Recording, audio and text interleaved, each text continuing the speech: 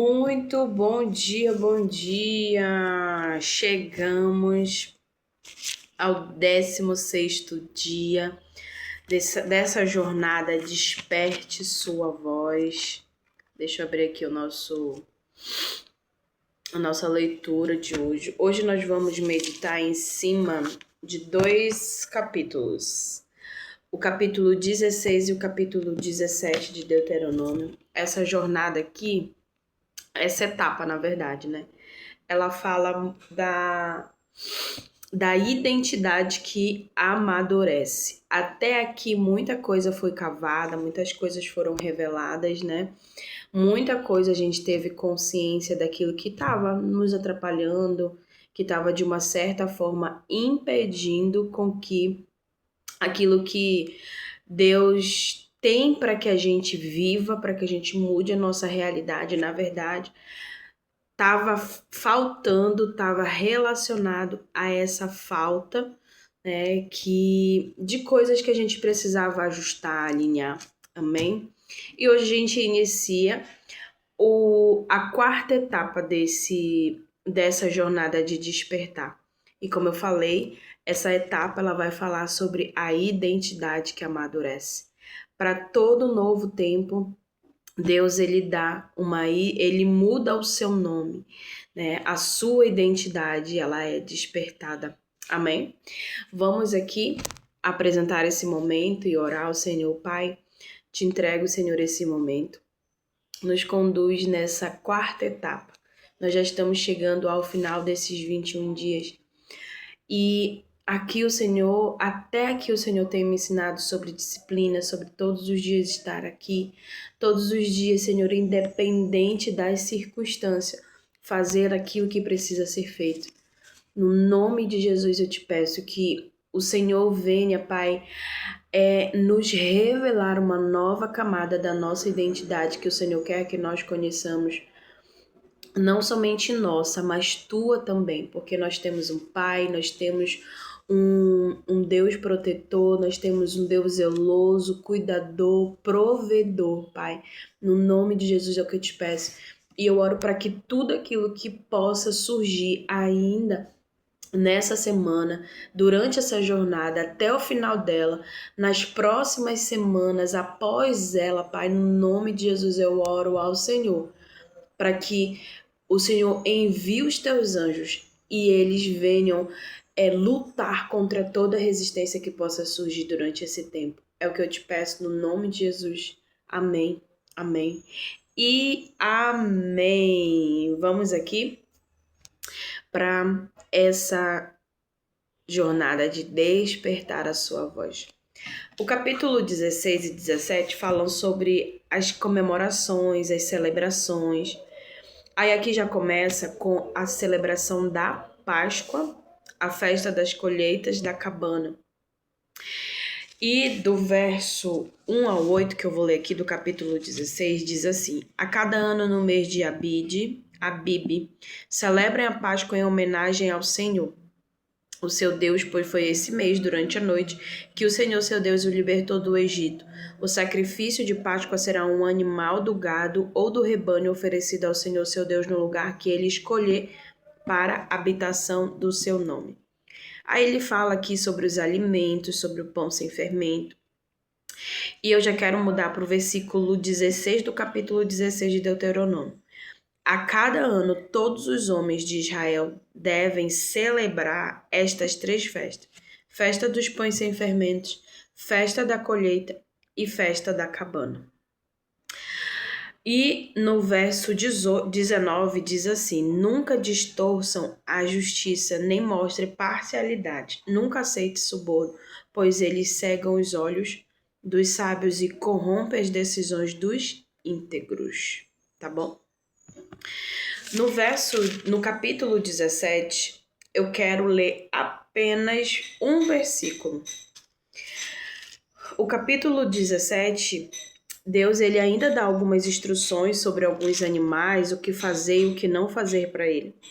Mas no versículo 14, diz bem assim: Vocês estão prestes a entrar na terra que o Senhor, seu Deus, lhes dá. Quando a conquistarem, se estabelecerem nela e pensarem, devemos escolher um rei para nos governar, tenham cuidado de nomear como um rei, homem que o Senhor seu Deus escolher. Deverá ser irmão israelitas e não pode ser estrangeiro. O rei não terá muitos cavalos, nem enviará seu povo ao Egito para comprar cavalos, pois o Senhor seu Deus disse: jamais voltem ao Egito. E aqui eu quero continuar. Não tenha cuidado para você não voltar para lugares que Deus ele já te tirou. Lembra que ontem eu falei sobre a questão do carro que eu tive que dirigir, né? Andei na parte central ali pela rodovia, pelo porto, quem conhece, então é muito carro, pessoas comprando ali as coisas ali como é que eu posso dizer? Ali na feira. Então é muito movimentado ali. Ah, Kalaine, mas é de manhã, gente. Mas de manhã o pessoal que tá indo viajar é uma muvuca sem explicação. Só que na volta foi mais tranquilo, né? Passando ali do centro. Eu fui pelo distrito, que não tem praticamente sinal. E vim pelo distrito, né? Até porque não tem muito trânsito pelo distrito. É mais em horário comercial e horário de pico. Mas por que eu tô dando isso? Por que eu tô dando essa introdução? Porque Deus já tinha me tirado desse lugar de medo. E aí, quando eu tinha que voltar para casa, eu não lembrei disso, mas eu estou lembrando agora, né? Que é não voltar para o lugar de onde Deus já me tirou. Ele já me tirou desse medo. Ele já me tirou dessa prisão. E eu olhava pro meu carro como uma espaçonave. Falei, meu Deus, é muito grande, vou bater isso, aquilo, outro. Mas não era, né? E eu tive uma experiência de dirigir o carro da mamãe, que é uma picape, então é bem maior, né, do que o nosso carro, mas ali eu já tive uma experiência, falei, pô, se eu dirigir o da mamãe, eu consigo dirigir esse, né? A única diferença é que o dela é automático, mas tá tudo certo, né? As marchas já sabia passar, enfim, deu certo, cheguei em casa, sã e salva, mas eu venci, todo o tempo eu falava, eu não vou me render a esse medo. Eu falava, Espírito Santo, dirige, pega esse volante, segura na minha mão, me conduz como foi das outras vezes. É isso que eu quero trazer aqui para você. Não volte para os lugares onde Deus ele já te tirou. E o capítulo 16, ele fala sobre que Deus ele não queria apenas encontros religiosos, ele não queria apenas festas, celebrações.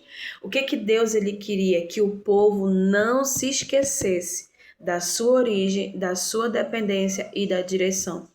Tudo que Deus ele dá nesse capítulo 16 aqui são instruções para não esquecer. Por que celebrar? Porque essa celebração, a festa das cabanas, era onde eles saíam dos seus palácios, saíam ali da mordomia e iam morar em tendas, para que ali naquela tenda, durante 7 dias, eles lembrassem de onde Deus tinha tirado. Nós precisamos o tempo todo estar lembrando de onde Deus ele nos tirou. Não somente lá no início, né, de onde nós fomos resgatadas, mas sim nos medos, naquilo que você já superou. Então tem guerras que nós já vencemos, mas ainda assim o inimigo tenta ficar nas nossas cabeças, trazendo vozes, que era exatamente a mensagem de ontem, trazendo vozes. A gente precisa discernir a voz de Deus e a voz do inimigo, a voz do medo, da insegurança. A importância dessa memória espiritual, ela é para quê? É para gerar, sabe, para constantemente trazer a gratidão para o nosso coração. A Páscoa, ela lembra de onde você saiu, então é uma memória espiritual que nos protege espiritualmente. Porque quando o nosso coração esquece dos livramentos, das dores, de tudo aquilo que Deus fez, ele começa a reclamar como povo, endurecer e viver pela emoção do momento. E quando você tá assim, você começa a interpretar tudo ao seu redor de forma distorcida, né? Então vamos dizer assim, desse capítulo, o ponto central. Tem algumas outras coisas que eu vou falar, que eu anotei para falar, mas eu acredito que eu não vou entrar nesse ponto aqui, porque o importante é lembrar de onde nós saímos. Esses eventos, essas festas eram exatamente sobre isso, sobre fazer o povo ter essa percepção do quanto que Deus já fez até aqui por nós. O quanto que Deus já fez até aqui por nós, eu pergunto para você e para mim também, né? Então, o coração humano ele deve constantemente ser reposicionado para não esquecer quem é Deus, de onde ele saiu e qual direção seguir. E aí, isso aqui ele entra, ele ele conecta com o capítulo 17, porque no 16 Deus está fazendo o povo se lembrar de onde Deus tirou, né, da dependência deles e para onde eles estão indo. E o 17, ele vem para falar sobre o poder sem alinhamento e como que a gente lida, né, com o poder, a influência, porque sem esse alinhamento, o poder ele vira autoritarismo. E aí, ao invés da gente impulsionar, sabe, avançar, encorajar as outras pessoas, a gente vai ferir, tá bom? Porque poder sem alinhamento, ao invés de construir, a gente acaba destruindo, né? Então, como o nosso coração reage ao poder, às influências, ao reconhecimento? O maior teste do nosso coração não é na dor, é no dia bom. Eu tô assistindo Reis e eu vejo que a mesma pressão que Saul passou, Davi também passou, mas ele tinha convicção que ele era dependente do Senhor. Saul não. Enquanto Saul se movimentava pela aprovação das pessoas, Davi se movimentava pela aprovação de Deus. As mesmas pressões, as mesmas críticas, as mesmas cobranças, sabe? A mesma expectativa que o povo tinha com Saul, tinha com Davi também. Só que Saul, ele não sabia lidar com as pressões. E Davi, muito pelo contrário, ele sabia lidar com as pressões, porque ele já tinha passado por situações piores e ele ainda estava em processo de formação, né, do caráter dele. E aí a mesma pressão, sabe, mas teve posicionamentos diferentes. E quando que Davi, aonde que começou a queda dele? Quando o coração dele começou a se afastar de Deus, que aí ele começou a casar, ele começou a ter prestígio. E o coração dele sempre foi inclinado, era inclinado para o desejo da carne, por ter mulheres. Tanto que ele casou várias vezes, teve várias concubinas, mas na relação dele com a Batseba, Deus revelou para ele o que tinha acontecido para ele chegar àquele ponto. Ou seja, o coração dele já estava distante do Senhor há muito tempo. E aí aqueles relacionamentos foram ocupando espaço demais no coração dele, ao ponto dele se esquecer da onde vinha todo o sustento, toda a provisão dele. E por que eu estou dizendo isso? Porque ali ele estava diante de um poder, de uma influência. Então, o prestígio, o ego, e as pessoas foram comentando, né? Foram, não na Bíblia, né? Mas eu falo assim no, na série que eu tô assistindo. Nathan chega com ele e diz, será que é necessidade você ter muitas mulheres? Mas o que acontece? Ali, Davi diz que ele tinha que ter muitas alianças, era desculpa, né? Para as nossas mazelas, né? Então, como que o nosso coração lida com esse poder e com essa influência? Porque quando a gente se entrega parcialmente, a gente obedece pela metade, a gente entrega só o que dói e mantemos ali aquelas reservas emocionais, deixamos áreas escondidas. Então, vai ter momentos que a gente vai tentar negociar com Deus, porque temos medo de perder o controle que são importantes para nós. A entrega parcial, ela revela áreas onde a gente tenta manter domínio. Porque sempre que o nosso coração for transformado, algo visível, quando o nosso coração, na verdade, ele não é transformado, a gente vai procurar algo visível para nos manter seguros.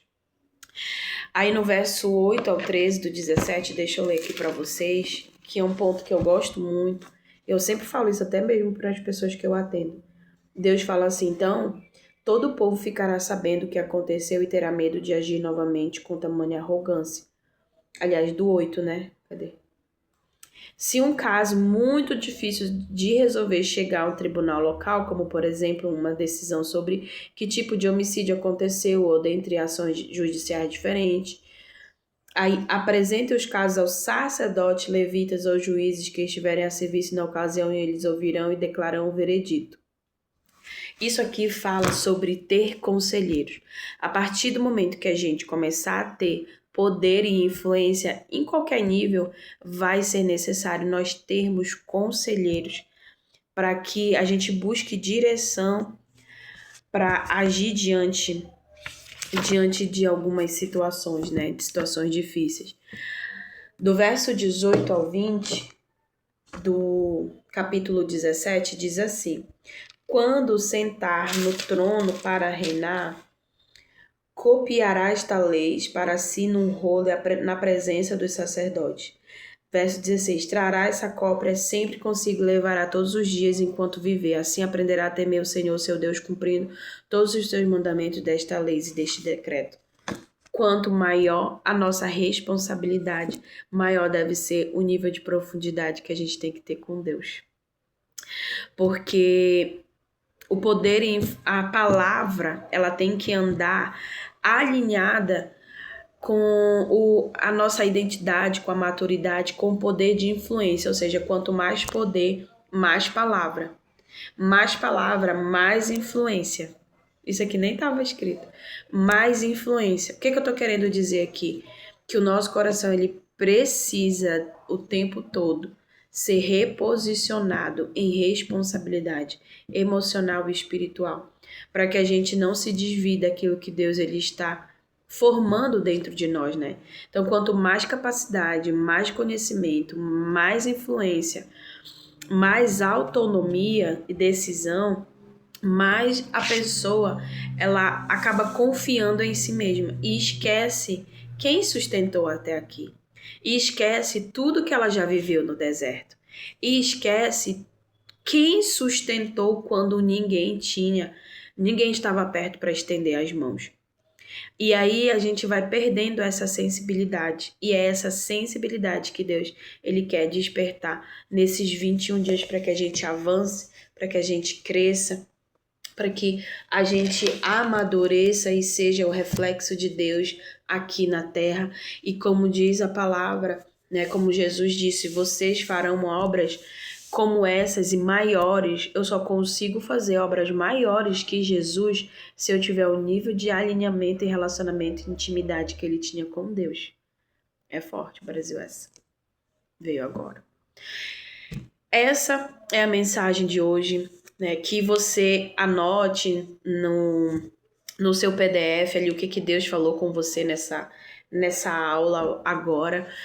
Que você tenha essa percepção, anote lá na primeira folha lá das suas raízes, o que Deus ele falou com você até aqui, quais são as raízes que eles precisam arrancar, porque no último dia no último dia, no dia 21, nós temos uma instrução para fazer, tá bom? E eu vou passar para vocês nesse último dia. Eu quero orar, apresentar aqui esse momento para que o Senhor, sabe, ele venha continuar alinhando o nosso coração e tirando tudo aquilo que está desajustado. É o que eu te peço, Senhor, nesse dia. Que o Senhor continue ministrando, falando ao nosso coração e trazendo revelações para cada um de uma forma diferente, conforme a sua história. O Senhor tem uma revelação. O Senhor tem algo em oculto para cada vida que passará por esse vídeo. Então, que o Senhor possa revelar, que ela venha ter esse entendimento, esse discernimento, conhecimento e destravar e abrir as portas que estão esperando por essa pessoa. É o que eu te peço, no nome de Jesus. Amém, amém e amém.